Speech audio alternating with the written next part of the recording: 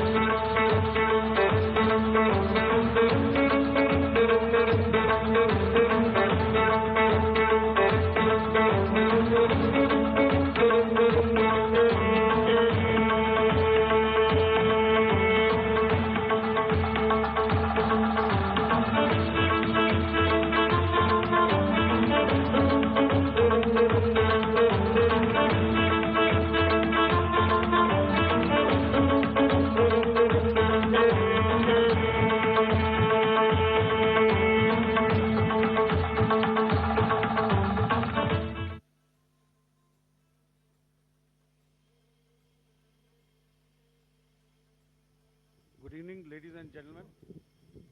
Jai Hind.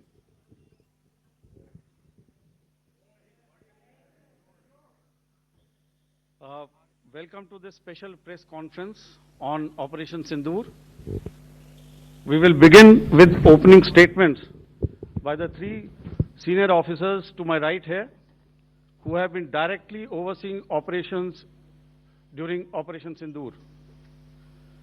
We have Lieutenant General by the three senior officers to my right here, who have been directly overseeing operations during Operation Sindoor. We have Lieutenant General Rajiv Ghai, Director General Military Operations, who will cover the aspects related to land domain. Air Marshal A.K. Bharati, to his right, Director General Air Operations, will provide insights on the air domain. And to my right is Vice Admiral A.N. Pramod, Director General Naval Operations, who will cover aspects on maritime domain. Following their briefings, we will move on to the question answer session. I now request the DGMO to commence the opening brief. Thank you, Sandeep. A very good evening to all of you, ladies and gentlemen.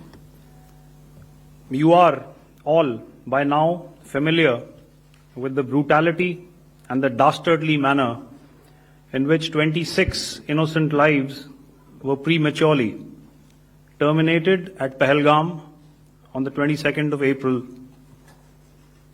When you combine those horrific scenes and the pain of the families that the nation witnessed with numerous other recent terrorist strikes on our armed forces and defenseless civilians, we knew that the time had arrived to make yet another compelling statement of our resolve as a nation.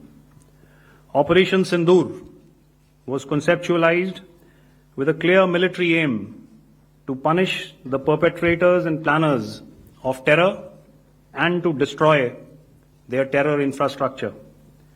What I do not state here, of course, is the often stated determination of India and its intolerance to terror. It set into motion a very diligent and microscopic scarring of the terror landscape across the borders and the identification of terror camps and training sites. The locations that emerged were numerous, but as we deliberated more, we realized that some of these terror hubs were now bereft of any presence and had preemptively been vacated, fearing retribution from us. There was also a term of reference and our own binding, self-imposed restriction to target only terrorists and thus prevent collateral damage. There were 9 camps that you are now all familiar with, which were confirmed by our various intelligence agencies to be inhabited. Some of these were in POJK, while there were others that were located in the Punjab province in Pakistan. Nefarious places such as Muridke, the hub center of the Lashkar-e-Taiba, has over the years bred infamous characters such as Ajmal Kasab and the likes of David Headley. What followed was a careful scrutiny of each of these sinister locations, their layout, configuration, even the type of construction in each structure, and the terrain obtained around these. This was with an obvious intent to deduce and identify the exact vector that was required for their neutralization, as also the eyes in the sky that we would send up to ensure that we brought back evidence that we had indeed targeted what we set out to. The precise images of these engagements on that fateful and historical night have already been showcased during the first press statement on the 7th of May that was helmed by our Foreign Secretary. I have no doubt in my mind that we achieved total surprise, and those strikes across those 9 terror hubs left more than 100 terrorists killed, including high-value targets such as Yusuf Azhar, Abdul Malik Rauf, and Mudassir Ahmed, that were involved in the hijack of IC-814 and the Pulwama blast. The line of control was also violated soon after by Pakistan, and the erratic and rattled response of our enemy was apparent from the number of civilians, inhabited villages, and religious sites such as Gurudwaras that were unfortunately hit by them, leading to a sad loss of lives. The Indian Air Force played a major part in these strikes by engaging some of these camps, and the Indian Air Marshal Bharti, the Director General of Air Operations, the Indian Air Force obviously had their assets up in the sky, and I will here request Air Marshal Bharti, the Director General of Air Operations, to detail for you the methodology that the men in blue adopted to successfully manifest this mission. Thank you, Rajiv. A very good evening, ladies and gentlemen. It indeed is a difficult time that we have to come here like this and brief you. We could have done without this, but we had no choice. As the DGMO has detailed, the event was precipitated by the dastardly act at Pahalgam. The sequence of events have already been detailed. We carefully selected the targets, and out of the 9 selected targets, the target systems that were given to the Indian Air Force were the notorious training camps at Bhavalpur and Muridke, these being further from the international boundary. Through critical target system analysis, we analyzed what was to be done to annihilate these targets and plan to engage these targets with precision air-to-surface guided munitions so as to avoid collateral damage. The modalities of planning process I will not go through at this instant. However, what I would like to show you is the results that we achieved through our targeted airstrikes. Could I have the second slide, please?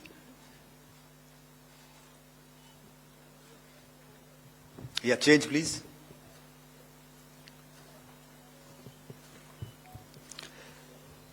Okay. This is what the terror infra at Muridke looks like.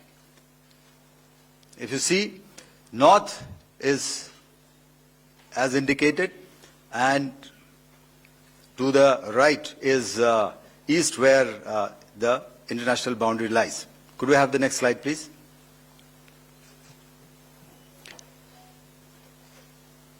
Orientating.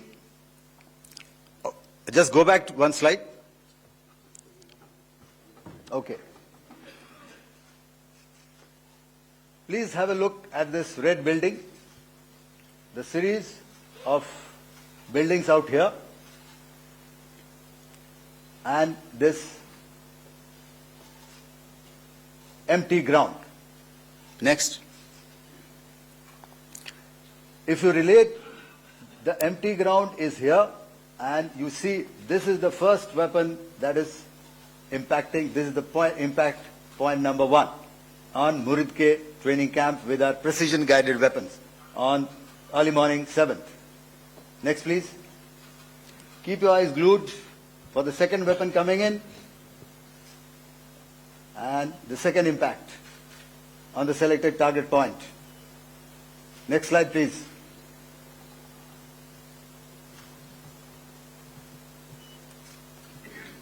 Third weapon, third impact. Continue. And fourth weapon, fourth impact. So through these targeted and precision targeting, we addressed the target at Muridke, which was the training infrastructure. Can you hear me? All right. Okay, I'll come closer to the mic. Now we go to the next target, which is the Bhavalpur training camp. Next slide, please. Okay, just wait. So the effect, if you see, the impact point, if I can point out, this is the impact point. The ammunition has gone through the roof and it has created a blast inside, the photographs of which you would have, all of you would have seen. And the red building, after that there was this double-story building. It has been completely decimated by precision targeting. Next, please. The target system, which was in the north, a series of buildings. I'll show you how it looked. Next. This is the target complex that we are dealing with, a fairly large target complex. So we had to carefully choose the points that we needed to address, which were high value and which would meet our stated objectives of eliminating the terrorists. I would like to draw your attention to this red canopy, and in relation to that, I would cover the targets. One target system is a series of buildings here, other one here, and other one out here. Next slide, please. This is how it looked before, and this is how the building looked after the impact of the weapon. And orientation in relation to this red canopy, you can see here. Next, please. Before, next, and after. The roofs have completely collapsed. Next. This is the target system. Next. Precision targeting, and we have achieved our objectives here. Next. All right. So that was what we did on the 7th. Our objective was to address these two terrorist camps, and that we did with precision. And thereafter, we maintained a robust air defense posture, because remember, our objective was to target the terrorists and terrorist infrastructure, not any other infrastructure, not the Pakistani military, not the Pakistani any other infrastructure. So that is what we have maintained on the 7th of May. However, what we saw in the evening of 7th of May, we were saturated with a raid of Pakistani unmanned aerial vehicles and small drones. And these came in waves in our civilian areas, over our military installations, and all of them were successfully intercepted. Few of them did manage to land. However, there was not much damage that they did. And we have our robust counter-US hard kill and soft kill systems which did the job. However, the difference here was that we had targeted the terrorists. The adversary now has targeted our civilians and the military infrastructure. So it had to be responded to. So in a quick and calibrated response, that very night, we struck their radar installations at Lahore and close to Gujranwala, the LYT installation, to indicate to him that we are ready, yet we do not want to escalate. Our fight was with the terrorists and not with the Pakistani military establishment. Thank you. Thank you, Air Marshal Bharti. So, ladies and gentlemen, he's outlined operations not only on the night of 6th and 7th of May, when Operation Sindoor commenced, but also on the subsequent night. Being well aware and familiar with the congenital and impulsive nature of our adversary, and even though we did attempt to reach out and communicate our compulsions to strike at the heart of terror to my counterpart in the immediate wake of Operation Sindoor, the request was brusquely turned down, with an intimation that a severe response was inevitable and in the offing. We were, of course, prepared. Operations on the 7th and the 8th, Air Marshal Bharti spoken about. On the night of 8th and 9th of May, they flew drones and aircrafts into our airspace all across the borders and made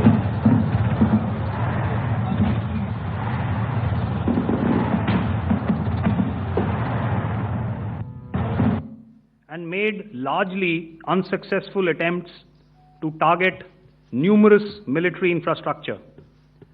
Violations on the line of control by Pakistan also commenced yet again and precipitated into fierce RT engagements. The air operations on the night of 8th and 9th of May, I'll yet again request the DG Air Operations to cover.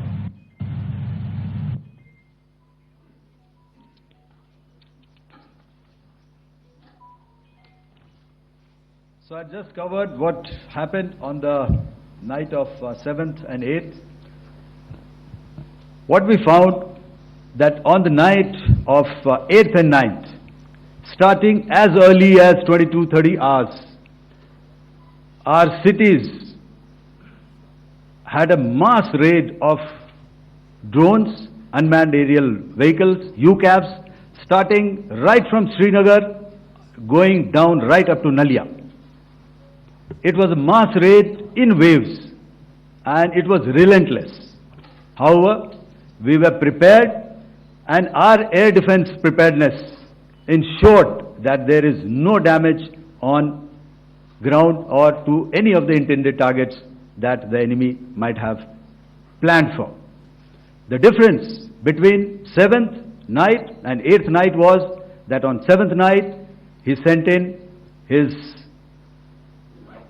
Jihad class of UAVs, however, these UAVs can go some distance, they are armed.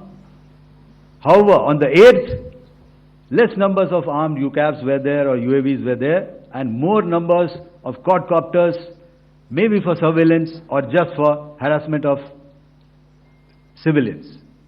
This continued till midnight. Our air defense preparedness ensured that there was no damage on the ground, either to the military installations or to the civilians. However, the enemy had yet again shown that he wanted to up the ante and he wanted a fight, and we were up to the task. In a measured and calibrated response, we once again targeted his military installations, which included his SAM sites at Malirkant. This also included his surveillance radar sites at Lahore and close to Gujranwala. These were suitably addressed, and thereafter his drone attacks continued even till morning, which we countered, and during the daytime there was some respite. Here I would like to bring out another aspect. What we found was that while the drone attacks were being launched from somewhere close to Lahore, enemy had allowed his civilian aircraft to also continue to fly out of Lahore. Not only his own aircraft, but international passenger aircraft, which is quite insensitive, and we had to exercise extreme caution, even at the cost of some tactical disadvantage, to ensure that there is no damage to any of the civilian aircraft. And this was also brought out in our press briefing during the day. So I will now hand over to my colleague to cover the events of 9th onwards. On land, we also undertook certain measures such as deployment of air defense and electronic warfare assets to establish an integrated grid with the Indian Air Force, and I have seen and heard some of you wax eloquent about the benefits of such an architecture when it comes to negating and combating air intrusions. We also carried out deployment to include movement of our forces in the land, sea and air domains. The night of the 9th and the 10th of May saw similar intrusions by drones and aircrafts, and this time there was a concerted effort to target airfields and some very, very important logistic installations, albeit yet again unsuccessful and denied gallantly and efficiently, I must say, by the integrated Indian Air Force and Indian Army Air Defense. We further strengthened our deployment and also initiated some pressure points to send a very clear and unambiguous message to the other side to desist from any misadventures on land. Some of the airfields and dumps saw repeated attacks in waves from the air. All were thwarted. The Pakistan Army has reported to have lost approximately 35 to 40 personnel in artillery and small arms firing on the line of control between the 7th and the 10th of May. What the other side had probably also not reckoned with was the speedy and precise turnaround and hit back by the Indian Air Force. And I will yet again ask Air Marshal Bharti to speak about these significant and game-changing strikes. I will thereafter request Vice Admiral Pramod, my colleague and Director General of Naval Operations, to tell us about some very telling naval maneuvers in the Arabian Sea that exerted pressure on the night of 9th and 10th of May. Over to you, sir. Thank you. Commencing about 2000 hours, that is 8 p.m. local time, on 8th of May, several Pakistani unmanned aerial systems, drones, combat vehicles attacked multiple IF bases. These included Jammu, Udhampur, Pathankot, Amritsar, Bhatinda, Nal, Dalhousie, Thois, Jaisalmer, Uttarlai, Falodi, Nalia. These were almost simultaneous and they came in waves. All our AD guns and other systems were waiting for them. All these waves were neutralized by our trained crew using the air defense systems that they have, and also some of them were utilized using our legacy systems like Pechoras and IF Summer, which we have recently acquired. And some were neutralized by the Garud snipers. There was no damage on ground from these incursions and these mass raids, if I could call them, from the Pakistani side. However, following these relentless attacks on our air bases, on our forward positions, and on our civilian targets, this was time to convey some message to our adversaries. And therefore, a decision was taken to strike where it would hurt. And towards that, in a swift, coordinated, calibrated attack, we struck his air bases, command centers, military infrastructure, air defense systems across the entire Western Front. The bases we struck include Chaklala, Rafiki, and mind you, Chaklala is Islamabad. Rahim Yar Khan, Sakar, sending a clear message that aggression will not be tolerated. This was followed by strikes at Sargoda, Bholari, Jacobabad. We also struck the C2 centers at Murid, the UAE complex at Murid, Rafiki, radar at Chunia, which I will show you, Rahim Yar Khan airfield, and the unmanned combat aerial vehicle hangar at Sakar. I would like to reiterate here that we have the capability to target every system at these bases and more. However, it was only a measured response to instill good wisdom to our adversary to refrain from further escalation. IF's response was directed only at military installations, avoiding civilian and collateral damage. I would now like to show you some of the effects that have been achieved as a result of our air operation.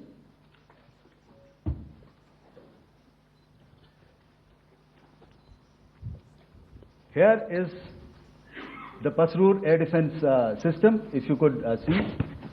Zoomed up view, this is the radar mounted on a high tower. And after the strike,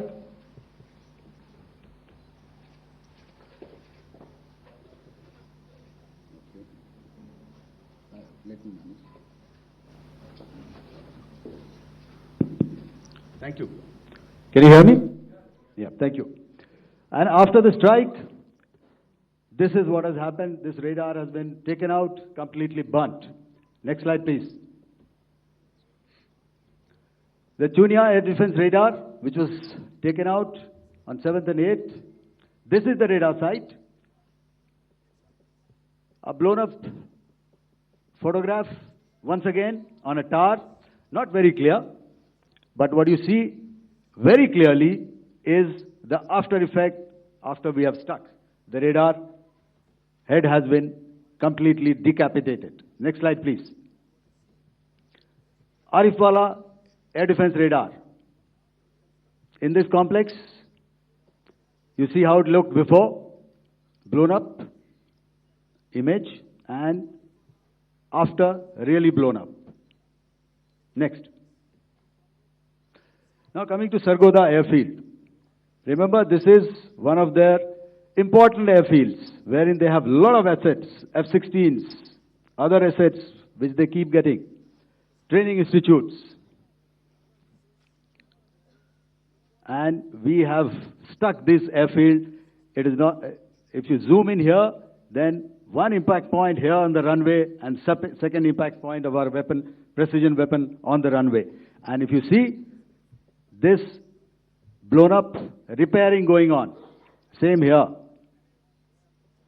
Next. Rahim Yar Khan. This is the area we have struck. A deep strike out here and one complex here. So this is how it looked before, and same, you see a big crater, another crater here, and this complex, after strike, neutralized. Next. Chaklala airfield, Noor Khan, once again a major air base, a lot of their logistic assets out here.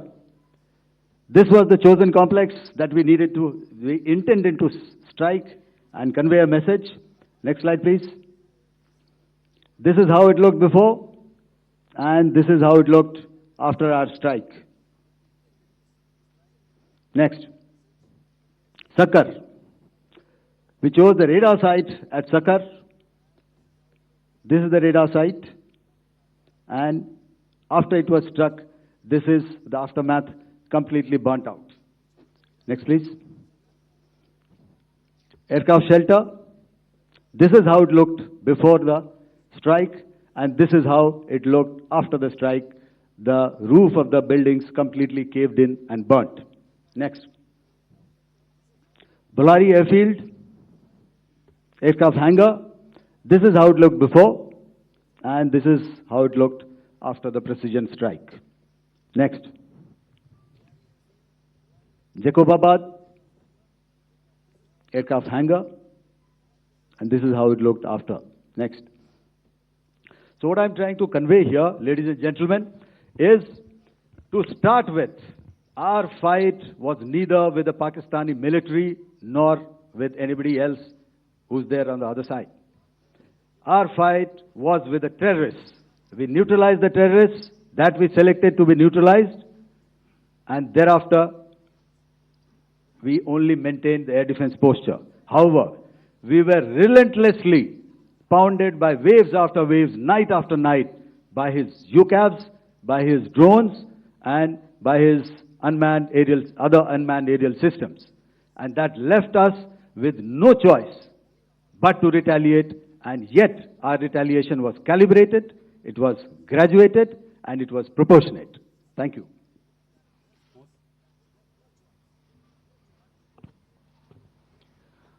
Good evening, ladies and gentlemen. In the aftermath of the cowardly attacks on innocent tourists at Pahalgam in Jammu and Kashmir by Pakistani-sponsored terrorists on 22nd April, the Indian Navy's Carrier Battle Group, surface forces, submarines, and aviation assets were immediately deployed at sea with full combat readiness in concert with the joint operation plan of the Indian Defence Forces. You may be aware that we tested and refined tactics and procedures at sea during multiple weapon firings in the Arabian Sea within 96 hours of the terrorist attack. The aim was to revalidate our crew, armament, equipment, and platform readiness to deliver various ordnance on selected targets precisely. Thereafter, our forces remained forward deployed in the Northern Arabian Sea in a dissuasive and deterrent posture with full readiness and capacity to strike select targets at sea and on land, including Karachi at time of our choosing.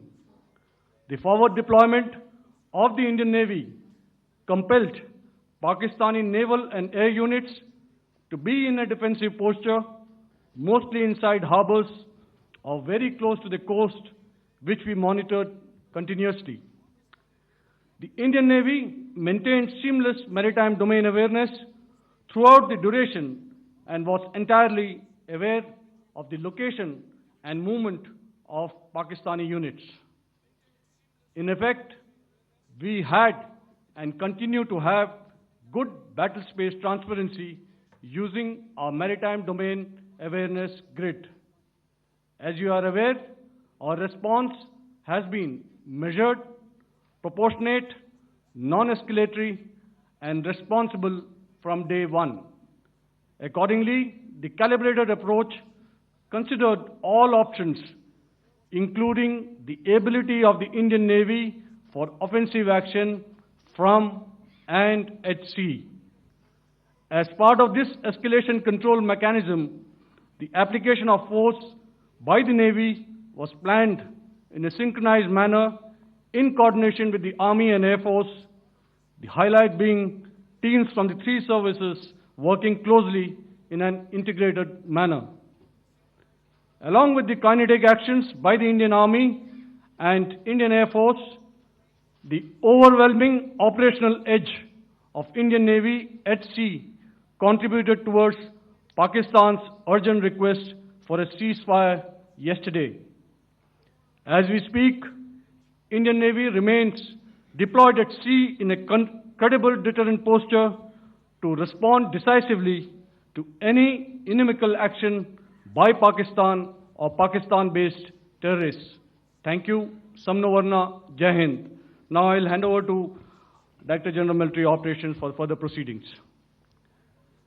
Ladies and gentlemen, on the 10th of May, in the morning, even as we were getting into a huddle to wargame the events of the previous night, a routine exercise, I received a message on hotline from my counterpart in Pakistan seeking my willingness to communicate.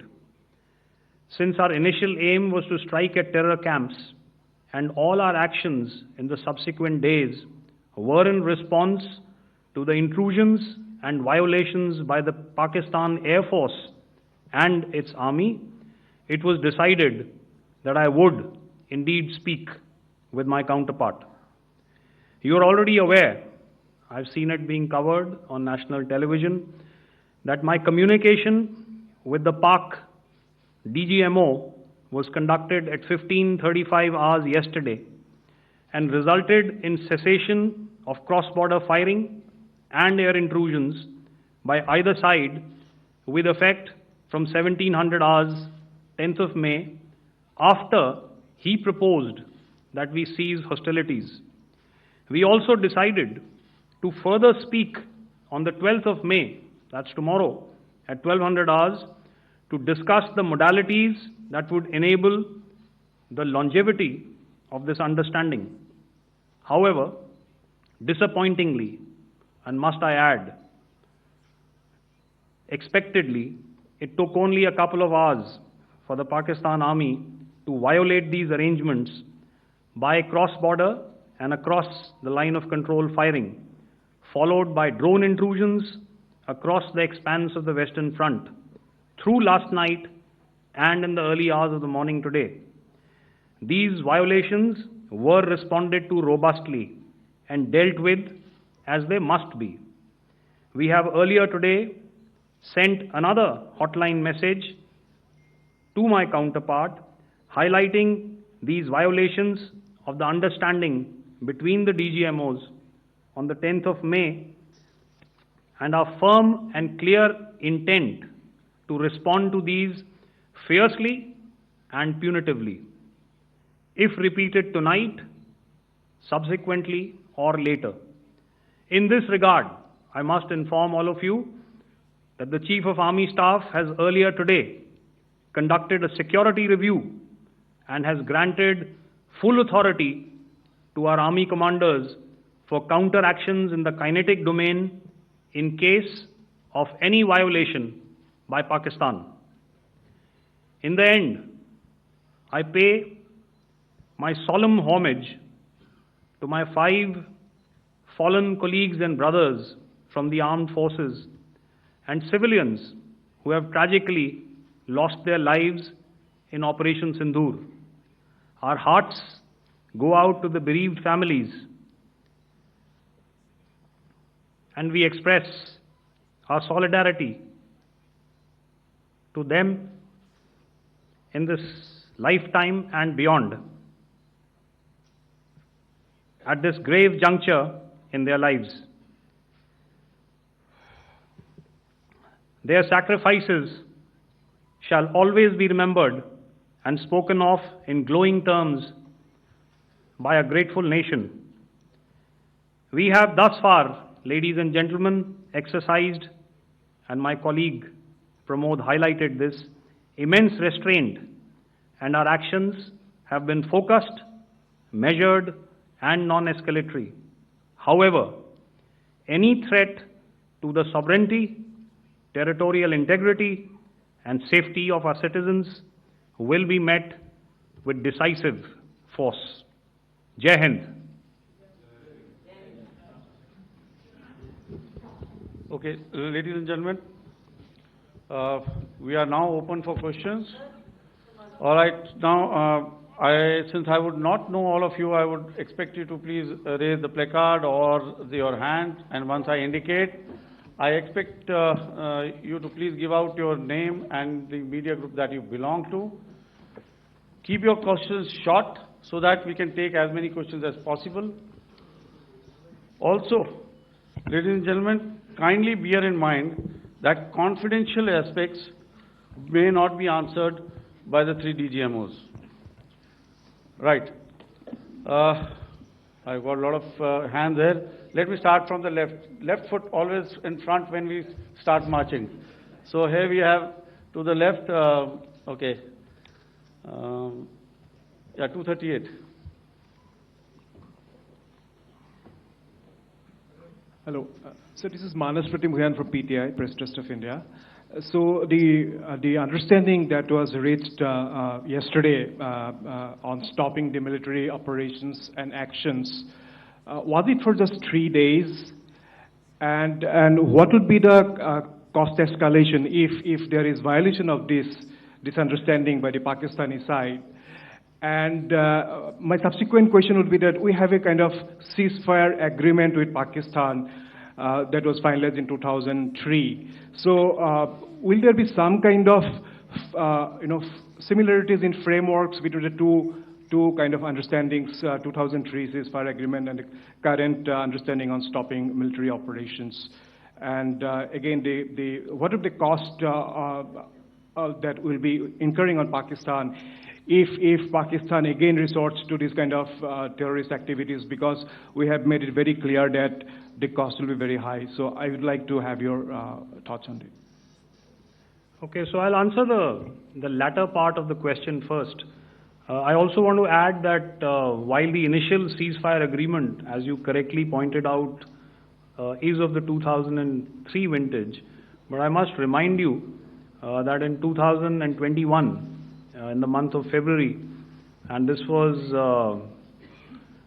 then when the crisis in eastern Ladakh was also on, the two DGMOs had spoken and arrived at a ceasefire understanding that lasted right up until this unfortunate attack at Pahalgam.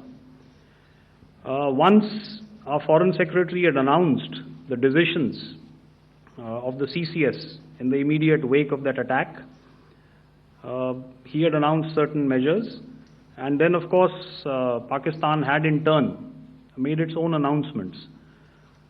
Since then, there have been certain violations of this ceasefire understanding, and of course after the 7th of May, like I pointed out during my statement, that there have been numerous violations on the line of control especially, and of course along the international boundary by the Pakistan Army and the Pakistan Air Force.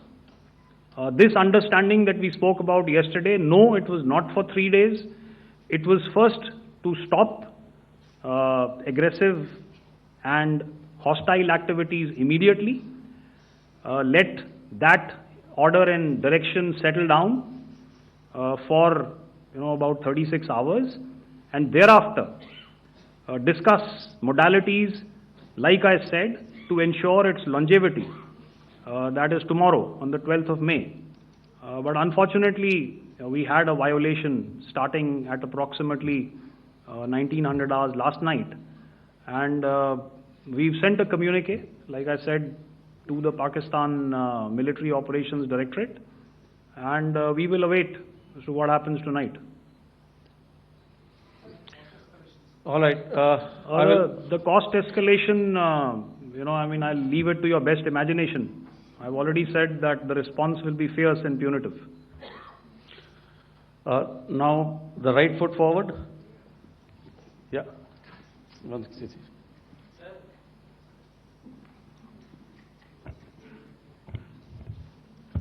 Sir, I am Ajit Dubey from ANI, sir. Sir, my question is that you talked about the loss of lives to the Pakistan army. That was around 35 to 40 kills secured by the Indian army. Sir, can you tell us what would be the total loss of life to the Pakistan army in both army and air force attacks, sir? And how good was the performance of the BrahMos, Scalp and the S-400 during the operations? And sir, since we have just one line, No multiple sir. questions, please. Sir, All right. and since sir, we have achieved such a spectacular, we have made good achievements in this entire operation. Can we say that we have emerged victorious, or we have a big upper hand over the Pakistanis in this entire conflict? Thank you very much, sir. So I'll answer the question about the loss of lives on the other side. Of course, there are various means to ascertain that number. There is information from various agencies that come in. There are, of course, on the line of control, other ways to find out as to what has been the effect of what you are doing there in ceasefire violations. So therefore, I mentioned 35 to 40 on the line of control, and please remember that once Operation Sindoor was launched, the responses of the Pakistan Army were also on Indian Army or the Indian Armed Forces infrastructure. Let me put it that way. So that's why I did not cover casualties of the Pakistan Army, at least in the initial phases of battle, because those were not our targets. Our targets were terror-oriented, and of course later, once they launched air intrusions and air operations on our infrastructure, we've used heavier weapons, and of course there would have been casualties, but those are still being assessed. The effects of the weapons that you mentioned, I will request Air Marshal Bharti to apprise all of you about those. Good evening, Mr. Sujit. How are you? Ajit. Okay, we're meeting after some time. I never mentioned about any of the weapons that we used. Check. Okay. What I was saying, that I never mentioned of any of the weapons, the caliber that we used. All right. So we'll leave it at that. Those are matters of operational details which I would not like to go into. But suffice to say that whatever methods and whatever means we have chosen, it had the desired effects on the enemy targets. How many casualties? How many injuries? Well, to start with, our aim was not to inflict casualties, but in case there have been, it is for them to count. Our job is to hit the target, not to count the body bags. And the last part of your question, I wonder if you read out the tweet on ADG-PI at midnight once we'd done what we had to in Operation Sindoor. And that's credit to my friend here on the left. Justice has been served, Ajit. That is all that I will say.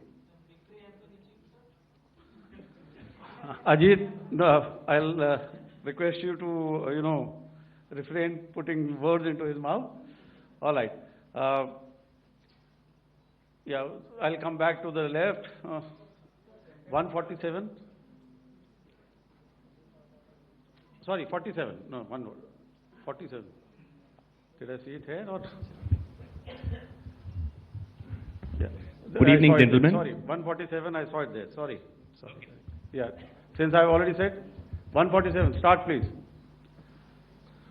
Hi, sir. Good evening. This is Shivam Patel from Reuters News Agency. Thank you for giving me the opportunity. My question, sir, is how many military targets did Indian Armed Forces strike in Pakistan in response to the attacks from Pakistan? How were these targets selected? And how many troop casualties have been there in total on both sides, if you can give details? Thank you.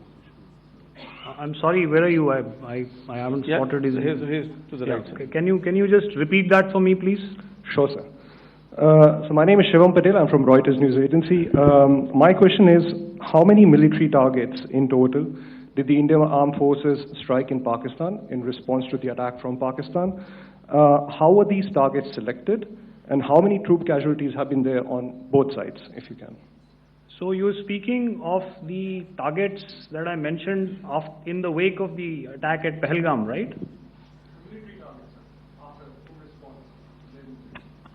Yeah, I think it's amply clear to everybody here that the Pakistan Army has not crossed the international boundary, neither in the plain sector nor on the line of control.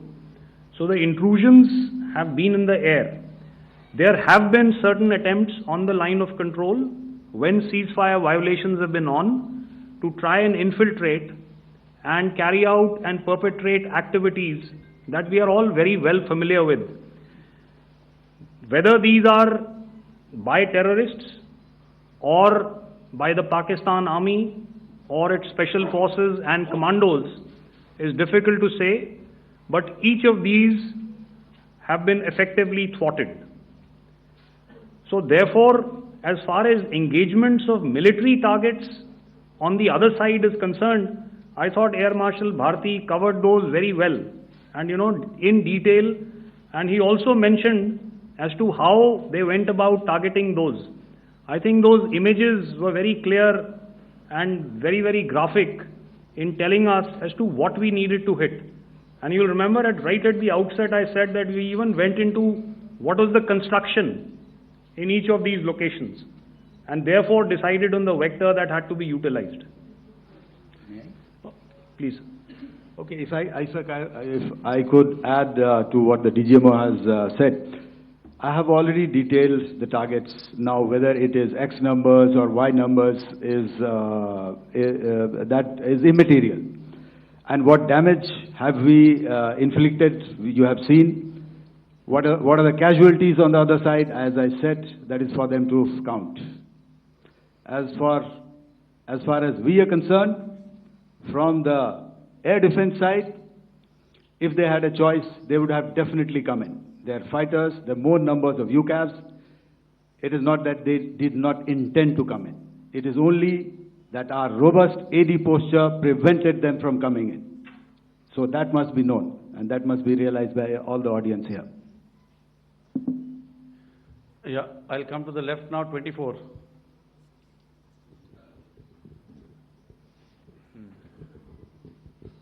Good evening, sir. This is Anvesh Rath from Z. Sir, I wanted to know on the first briefing, which was done by FS and two representatives from Air Force and Army, you showed a list where there was 21 places in that list. You have stuck 9. Are more operations going to be held? Is Operation Sindoor still on? And the second question, thank you, sir. Thank you so much. And also, I want to congratulate all three of you for a fantastic operation that you guys have done. Thank you so much. Thank you so much for that one question. Yeah. Sir, the question. Unfortunately, Rath, is that your name? I'm sorry. As far as operational details are concerned, I am not in a position to share those right now. But I think I'll take a cue from Pramod. He said towards the end that the Indian Navy is still in a posture that is deterrent.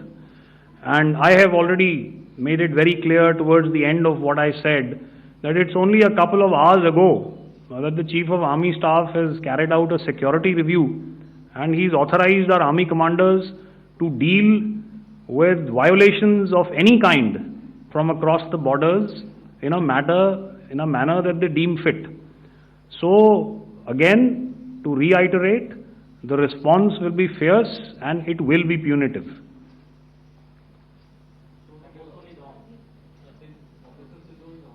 Yes. 163. I'll go back this side now. Yeah, 255. She said middle wale kya karenge, so 255. Oh, sorry. Good evening, sir. Yeah, I'm Shailesh from National Defense. Please allow me, first of all, to pay my gratitude for protecting us Indians. Thank you very much. Sir, since the enemy has been talking about taking down our aerial platforms. It would be deemed fit in case we can reveal that we have taken down their fighter jets. What could be the number? Though you said that they may be not good to reveal the platforms, but since this has come from various quarters in Pakistan, so I believe that we need to answer, in case if you can, sir, if you may allow. The question is for me? Yes, sir. Okay, and if I get it right, you want to know how many of their planes we have downed? Yes, sir. Yes, sir. All right. See, as I said, their planes were prevented from coming inside our border. All right. So we do not have the wreckage with us, but definitely we have downed a few planes. Numbers, we would not like to hazard a guess out here. Okay. I have the numbers. Okay, and we are getting into the technical details of it to establish it. So I would not like to put a figure at this time, but definitely there are losses from their side which we have inflicted. Were they, please don't ask were they fourth generation plus, sir? See, you're putting words into my mouth. Why do you say fourth generation? Let us make it high tech. Okay. Thank you so much. All right. Yeah, 163.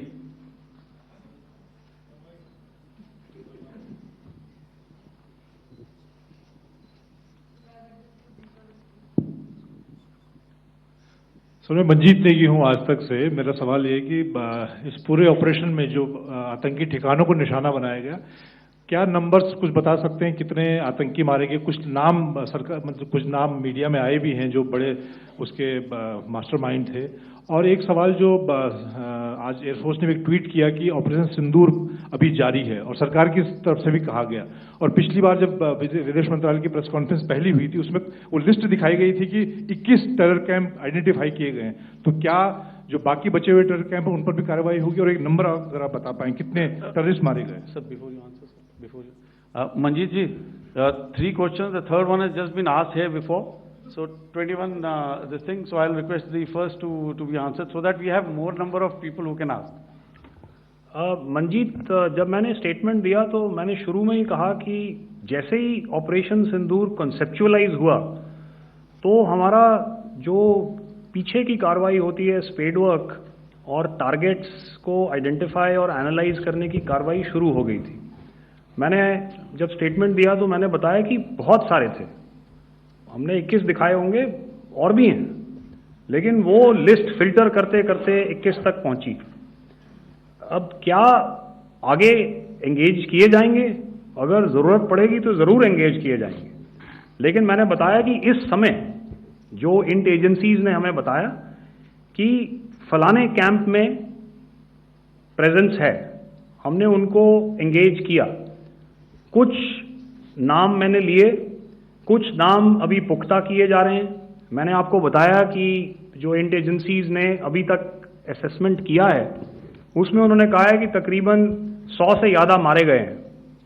और एक आज आपने तस्वीर भी देखी कि काफ़ी prominent जो फ्यूनरल था, काफ़ी प्रोमिनेंट एक जो हस्ती हैं वो ऑर्गेनाइज कर रहे थे और उस फ्यूनरल में और कौन कौन लोग अटेंड कर रहे थे वो तो आपने देखा ही। तो आप लोग सब समझदार हैं और मुझे ये कहने की ज़रूरत नहीं है कि इन लोगों को कहाँ से सपोर्ट मिल रहा है। अगर नहीं मिल रहा होता तो ऑपरेशन सिंदूर नहीं होता, तो उसी की वजह से है ये operation.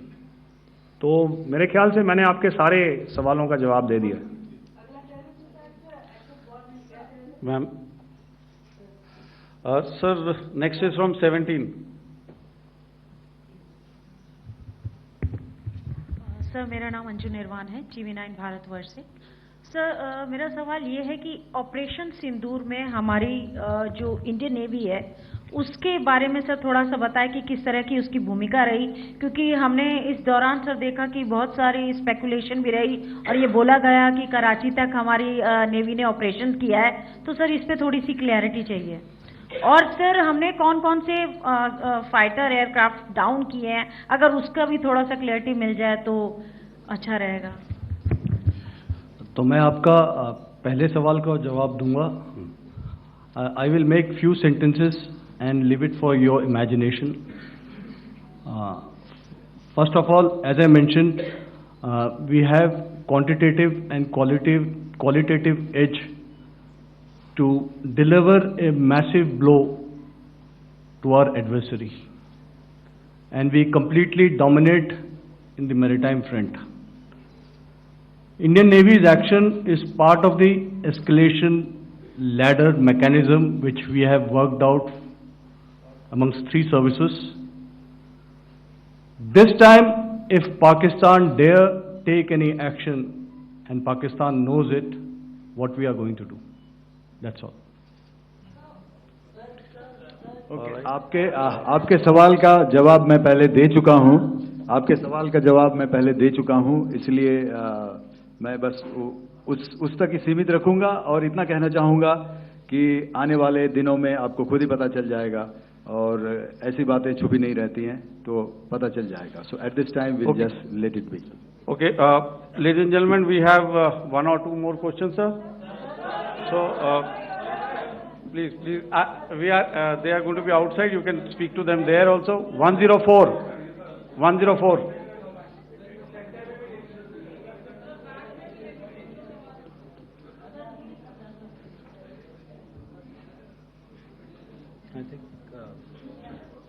Yeah, ask sir. Sir, Dinakar with the Hindu newspaper. Are you surprised that you got this question? No, sir. I'm waiting for this to look. Sir, can you give a number of assets we lost, because there's been a lot of speculation going on, international media writing a lot of things about our platforms, including Rafale. I mean, Pakistan claiming that Rafale has been downed, etc. Can you put that question to rest and clarify on that? I guess that question is for me. All right, I'm happy that you've asked this question. You know, we are in a combat scenario, and losses are a part of combat.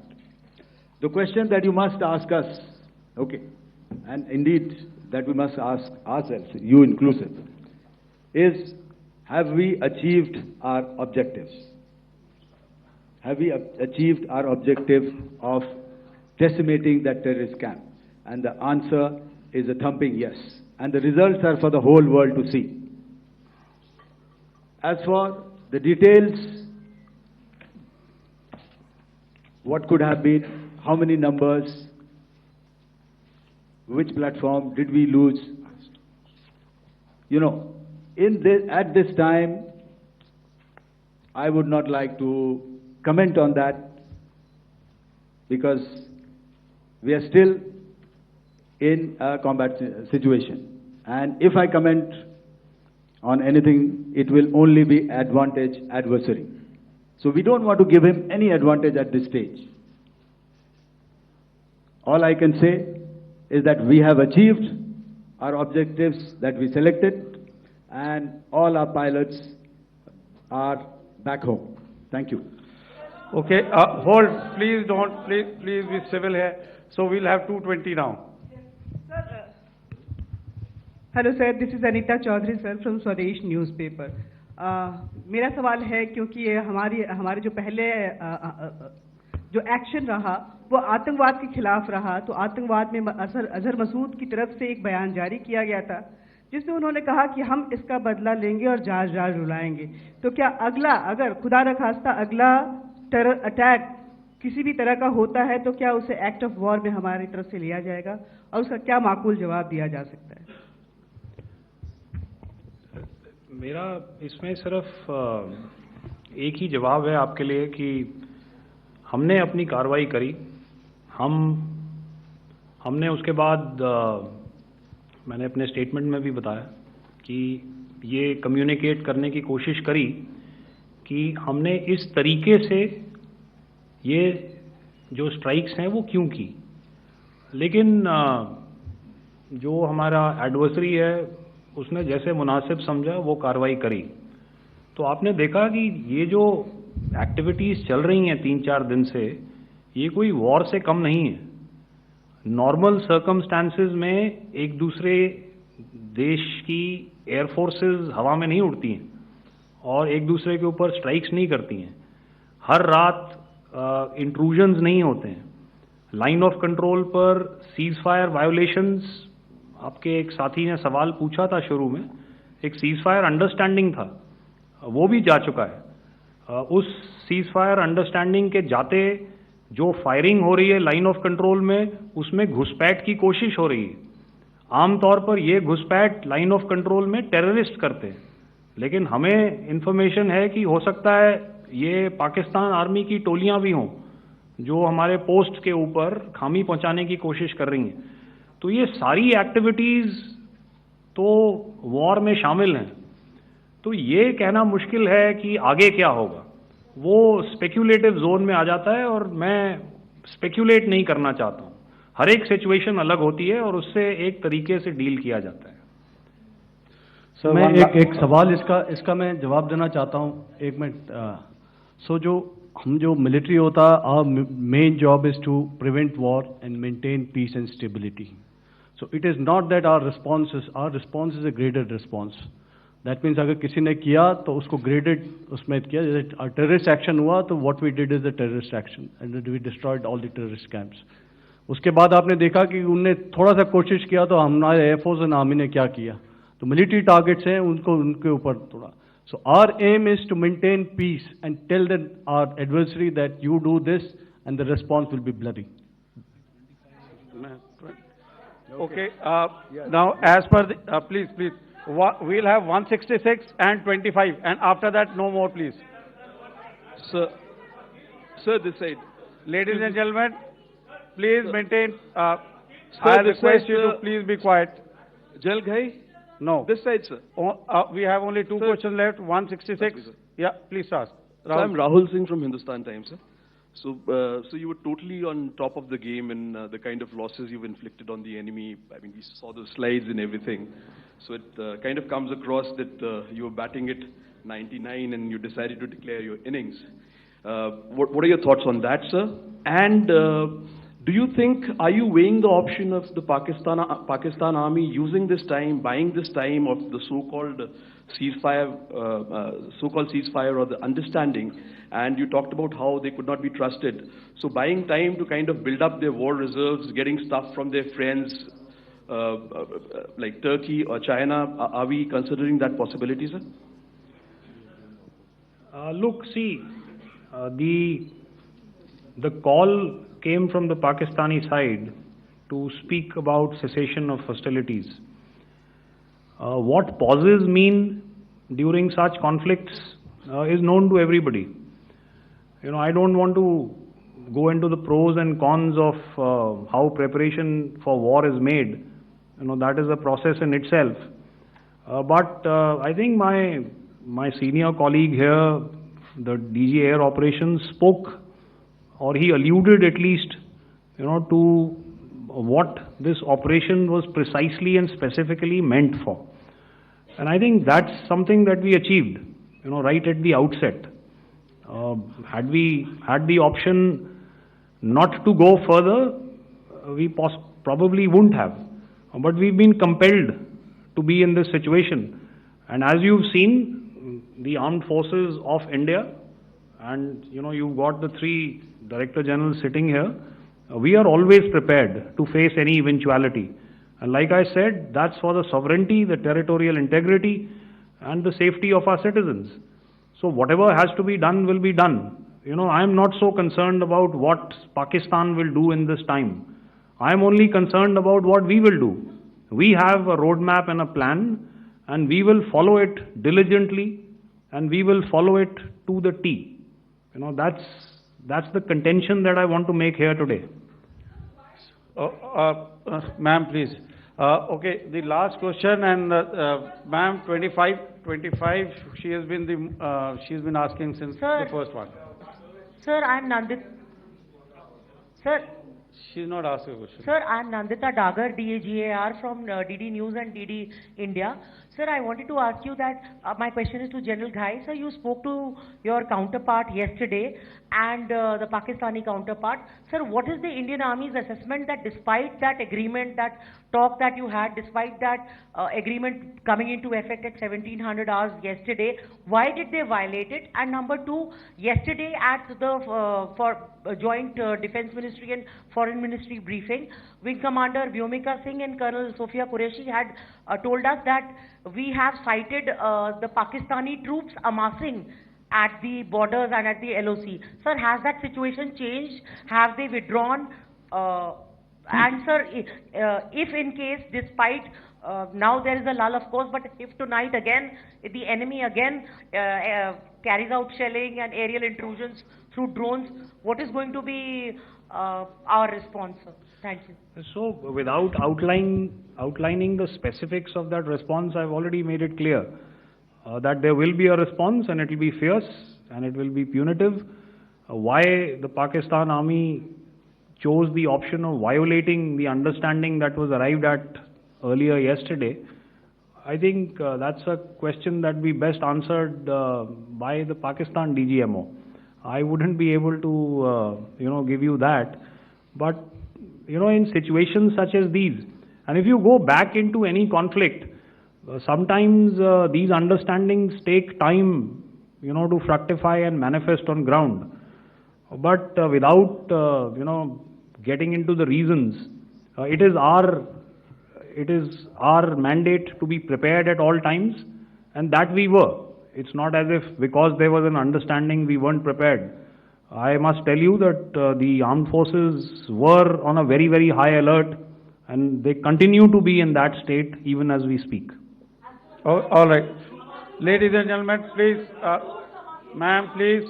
Okay, thank you so much for coming today.